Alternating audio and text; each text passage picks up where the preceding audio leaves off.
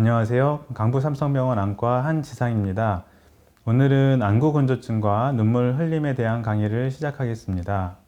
하루 종일 시도 때도 없이 눈물이 흐르고 찬바람을 쐬면 눈물이 흐르고 눈물이 흘러서 피부가 짓무르고 눈물이 줄줄 흘러서 친구를 만날 수가 없고 눈물이 나고 눈곱이 끼는 증상 등 다양한 증상을 토로하시며 환자분들이 외래로 내원하십니다.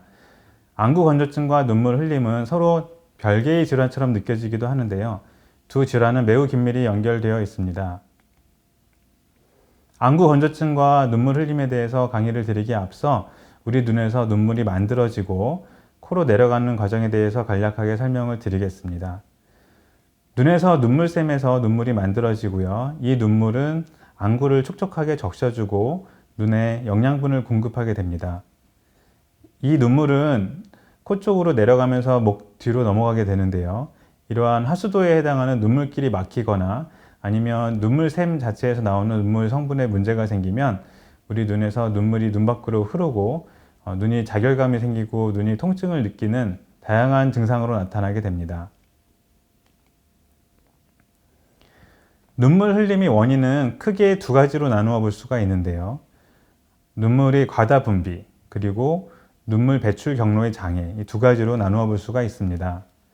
눈물의 과다 분비는 반사성 눈물 흘림이라고도 하는데요. 결막염이 있거나 안구 건조증이 있으면 눈에서 통증을 느끼고 이에 대한 반사성 눈물이 과도하게 흐르게 됩니다. 하수도가 멀쩡히 있다고 하더라도 그 용량에 넘치는 눈물이 나오면 눈 밖으로 눈물이 흐르게 됩니다. 두 번째 원인은 눈물 자체에는 큰 문제가 없다 하더라도 하수도에 해당하는 눈물길에 문제가 생기면 눈물이 코로 내려가지 못하고 눈 밖으로 흐르게 됩니다. 이 두 질환이 동시에 있는 경우도 있고요. 각각 별개의 질환으로 존재하면서 눈물 흘림을 유발시키게 됩니다. 그 첫 번째 질환으로 안구 건조증에 대해서 말씀드리겠습니다. 안구 건조증은 눈의 불편감과 시력 장애를 일으키며 눈물막을 불안정하게 하여 안구 표면에 손상을 일으킬 수 있는 눈물과 안구 표면의 질환입니다.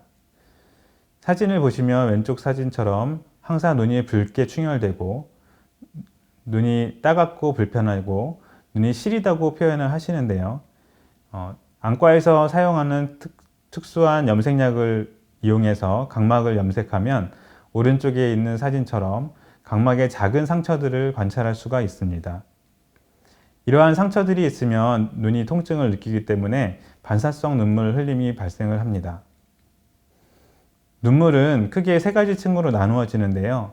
지질층, 수성층, 뮤신층 이 세 가지 층으로 이루어져 있습니다. 이 세 가지 중에 어느 하나라도 부족하게 되면 안구 건조증이 발생할 수 있습니다. 눈꺼풀을 밖에서 보면 피부에 가려져 보이지 않지만 눈꺼풀 뒤쪽에는 마이봄샘이라고 하는 기름을 분비하는 샘이 있습니다. 그림에서 보듯이 여러 개의 마이봄샘이 존재를 하고요. 이 마이봄샘에서는 지질 성분을 눈물에 분비하여 눈물 성분을 좋게 합니다. 특수한 안과 장비를 이용해서 눈꺼풀 뒤쪽에 있는 마이봄샘을 촬영한 사진입니다. 가장 왼쪽에 있는 사진을 보시면 마이봄샘이 고르고 예쁘게 있는 것을 확인할 수가 있고요. 가운데 사진에 보시면 이러한 마이봄샘이 중간중간 끊겨 있는 것을 확인할 수가 있습니다. 가장 끝에 사진을 보시면 마이봄샘이 중간 부분은 아예 없는 것을 확인할 수가 있는데요. 이처럼 마이봄샘에 문제가 생기면 기름 성분이 분비가 되지 않고 더 심한 경우에는 눈꺼풀 염증을 유발하기도 하고요. 더 심하면 다래끼를 자주 유발시키기도 합니다. 안구 건조증은 굉장히 많은 환자분들한테 발생을 하는데 대부분의 환자분들이 단기간의 약물 치료로 좋아질 것으로 기대해서 안과에서 약물을 처방받고 1주, 2주 정도 약을 써도 호전이 없으면 아무리 약을 써도 좋아지지 않는다고 호소하시며 제 외래에 내원하시곤 합니다. 안구 건조증 치료는 굉장히 다양한 방법으로 시도를 해볼 수가 있고 단기간에 치료가 되지는 않기 때문에 인내의 심을 가지고 장기간 의사와 상담하면서 다양한 방법으로 치료를 시도하는 게 바람직합니다. 따뜻한 찜질, 안검 청결, 오메가3, 인공누액, 안구건조증 치료제, 경우에 따라서는 스테로이드를 쓰기도 합니다. 온열 찜질을 통해서 마이봄샘이 기능을 좋게 하고 마이봄샘 입구가 막힌 경우에는 이 입구를 열어주는 치료인데요. 사진에서 보시는 것은 마이봄샘을 열어주기 위한 온열 찜질을 위한 도구가 되겠습니다. 전자레인지에 돌려서 데워서 사용하는 제품인데요. 꼭 이러한 제품이 없더라도 수건을 적셔서 전자레인지에 데운 다음에 이 수건이 식을 때까지 눈에 올려놓는 식으로 시행할 수 있습니다. 너무 뜨겁게 하는 경우에 화상의 우려가 있기 때문에 너무 뜨겁지 않은 정도로 시행을 하면 되겠고요. 눈에 정확하게 올려놓은 채로 5분에서 10분 정도 올려놓는 게 추천됩니다. 따뜻한 찜질을 통해서 마이봄샘의 입구가 열리게 되면 안검 청결제를 통해서 입구를 닦아주어서 입구를 더 열어주는 치료가 되겠습니다. 안검 청결제는 크게 두 가지 타입이 있는데요. 사진에서 보시듯 거품 타입의 안검 청결제가 있습니다. 일회용으로 된 청결제는 이미 적셔져서 나오는 경우도 있고요. 온열 찜질 후에 안검 청결제를 이용하여 속눈썹의 뿌리를 닦는다는 기분으로 닦아주시면 되겠습니다. 패드에 안검 청결제를 적용한 후에 눈을 감은 채 눈꺼풀과 속눈썹 근간, 속눈썹 뿌리를 작은 원을 그리며 눈 주변 잔여물과 노폐물을 닦아내시면 되겠고요.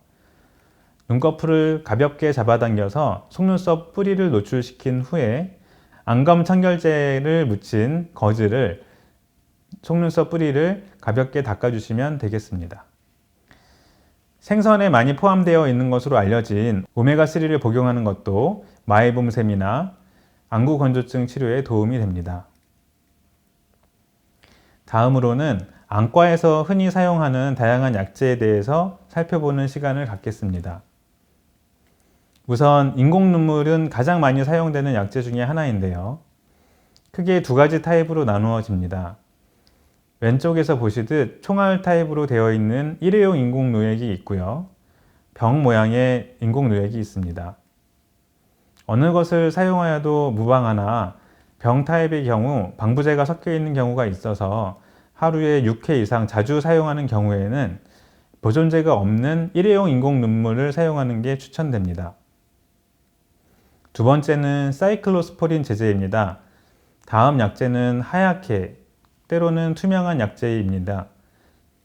이 약제는 눈의 염증을 줄여서 눈물이 성분을 좋게 하고 눈물의 양을 증대시키는 약입니다. 경우에 따라서는 점한 후에 자결감, 충혈 등의 부작용 등이 있을 수는 있는데 처음에는 그러한 자결감이나 충혈을 일으키다가 좀 더 사용하면 눈에서 적응하는 경우도 많이 있으므로 가급적이면 2주 이상 계속 써보고 계속 문제가 생기면 담당 의사와 상의를 하는 게 좋겠습니다. 다음은 디쿠아포솔 소디움이라는 약제입니다. 일회용도 있고 병으로 된 타입도 있는데요. 마찬가지로 사용 초기에는 눈의 자결감을 느낄 수는 있는데 사용하다 보면 눈에서 적응을 하는 경우도 많으므로 너무 단기간 약을 포기하지 말고 좀 더 쓰면서 담당 의사와 상의하는 게 좋겠습니다. 안구 건조증에 대해서 지금까지 봤고요. 다음은 눈물 배출 경로의 장애, 하수도의 문제에 대해서 보겠습니다. 정상적으로는 눈에서 눈물이 나와서 코로 흘러 들어가서 목으로 넘어가게 되는데요. 이러한 하수도에 문제가 생기면 눈물이 코로 내려가지 못하고 눈 밖으로 흐르게 됩니다. 이러한 하수도에 문제가 생겼는지 확인을 하기 위한 가장 기본적인 검사가 되겠습니다.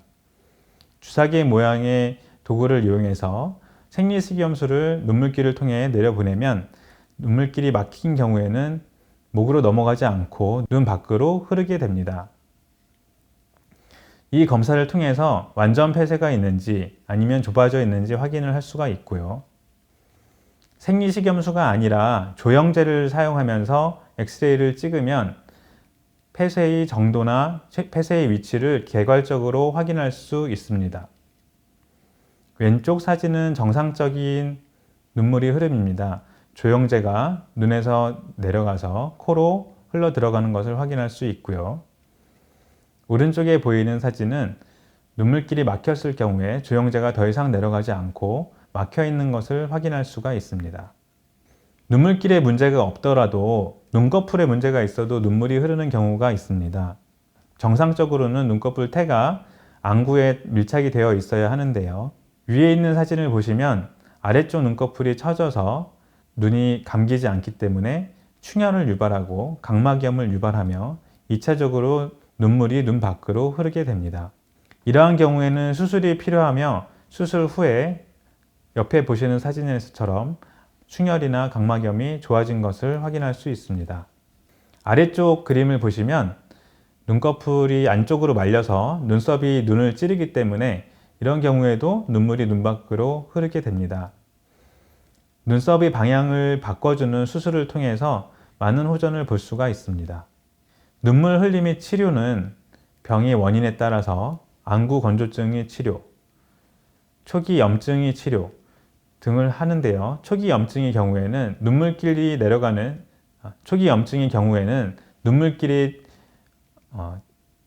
초기 염증의 치료에는 약물 치료를 통해서 눈물길의 염증을 줄임으로써 치료 효과를 보일 수 있습니다. 이상의 치료에도 호전을 보이지 않으면 다양한 검사를 통해 어디에 막혔는지 무슨 문제가 있는지 확인을 하는 검사가 필요합니다. 최근에는 굉장히 가는 두께의 눈물길 내시경이 도입이 되어서 눈물길 폐쇄를 확인하고 치료를 할 수가 있게 되었는데요. 이를 통해 병변을 확인하고 병변을 치료하고 경우에 따라서는 실리콘 튜브 삽입술을 같이 시행하며 이에도 반응을 하지 않는 경우에는 수술이 필요한 경우도 있습니다. 왼쪽에서 보시는 내시경이 미세 눈물길 내시경입니다. 지름이 1mm도 되지 않는 가는 스테인리스 관으로 되어진 내시경을 눈물길을 통해 검사를 하게 됩니다. 동영상을 보시면 눈물길 내부를 관찰을 하고 있습니다.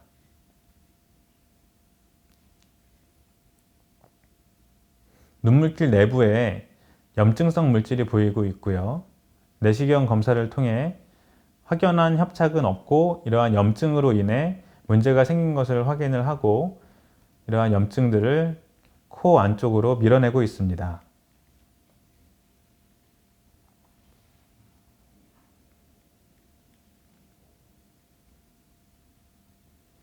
코 안쪽까지 길이 개통되어 있는 것을 확인을 했고요. 이러한 검사를 통해서 병변을 확인하고 또한 치료도 동시에 시행할 수가 있습니다. 이 외에도 눈물 소관이 협착이나 결석, 염증 등이 동반되어 있는 경우가 있는데요. 가운데 영상을 보시면 노란색 결석이 눈물길 내부에 존재해서 눈물길을 폐쇄하고 있는 것을 확인하는 영상입니다. 환자분의 경우 이 결석을 코 안으로 밀어냄으로써 증상 호전이 드라마틱하게 증상이 좋아진 경우가 되겠습니다. 눈물길 내시경을 이용해서 치료를 할 때는 눈물길 내시경을 폐쇄 부위를 관찰하면서 폐쇄 부위를 뚫게 되고요. 이후에 다시 막히지 않게 하기 위해서 실리콘 관을 두고 나옵니다. 이러한 실리콘 관은 눈에서부터 코까지 유지하는 관이고요. 실리콘 관은 약 3개월에서 6개월 환자분에 따라 경과를 보면서 유지를 하고 제거를 하게 되겠습니다.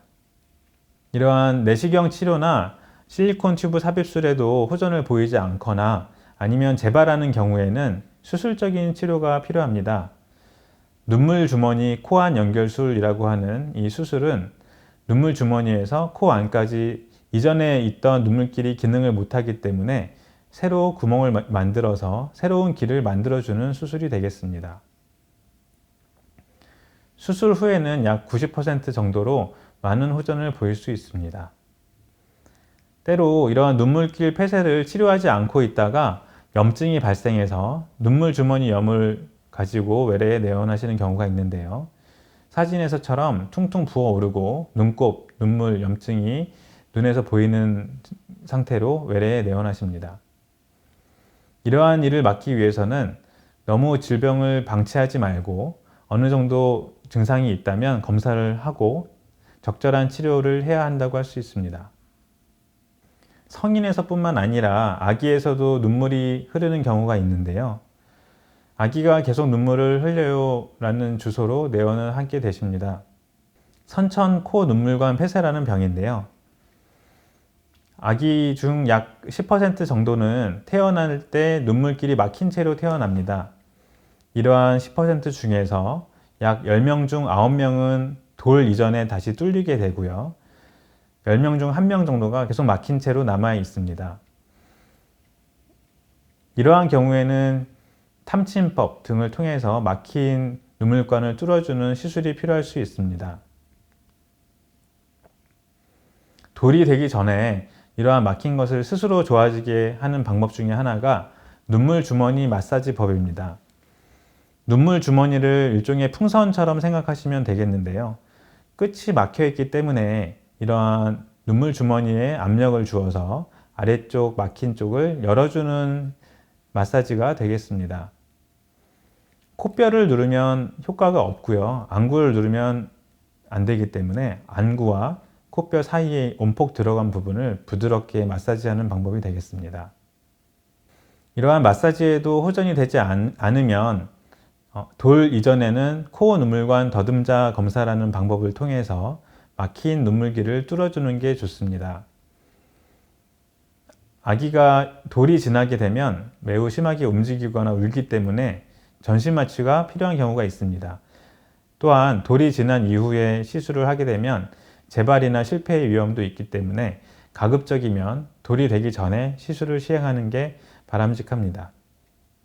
외래에서 환자분들이 다양한 질문을 하시는데요. 안구건조증이 있다고 하는데 계속 눈물이 나와요. 이렇게 말씀을 하십니다. 안구건조증 하면 눈이 건조하고 불편한 병 같은데 눈물이 계속 나니까 환자분들은 눈물이 나는데 안구건조증이 있다고 하면 이해를 못 하시는 경우가 종종 있습니다.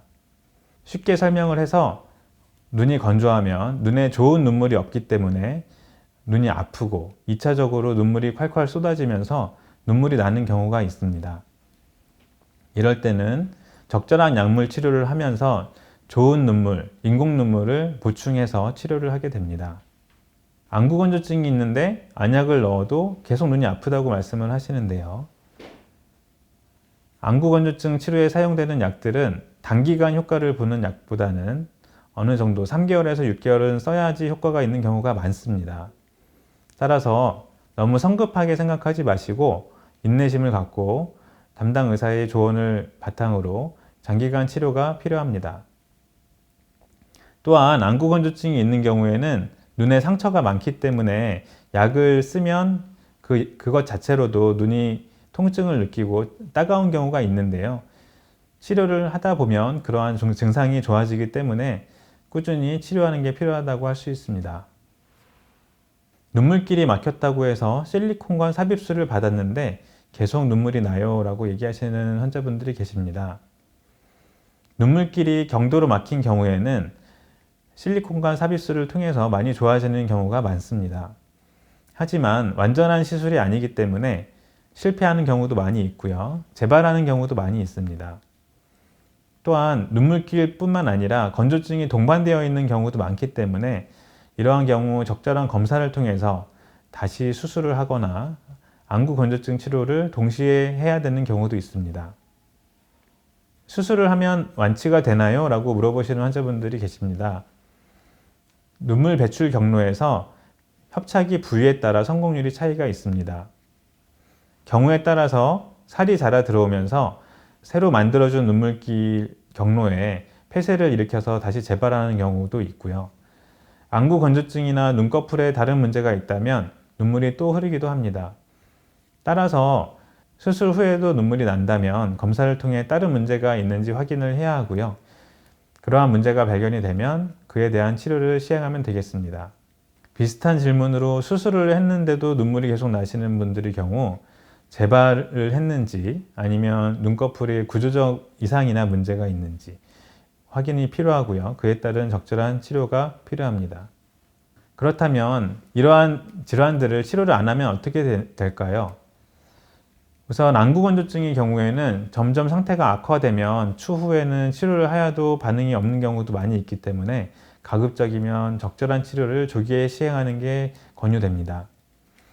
눈물길 폐쇄의 경우에는 폐쇄의 기간이 길어지고 정도가 심해지면 시술이나 수술 후에도 재발이나 실패의 위험이 높기 때문에 적절한 시기에 치료를 하는 게 좋겠고요.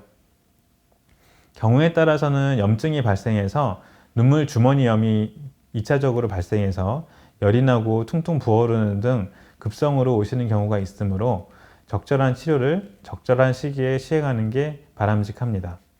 이상 안구건조증과 눈물 흘림에 대해서 강의를 드렸는데요. 눈물 흘림과 안구건조증은 시력과는 아주 긴밀한 관련이 없다고 할 수도 있으나 삶의 질과 굉장히 관련이 깊은 질환입니다. 계속 눈물이 흐르면 사회생활을 하기도 어려워지고요. 눈도 점점 더 불편해집니다.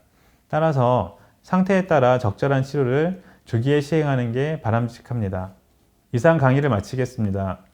강북 삼성병원 안과 한지상이었습니다. 감사합니다.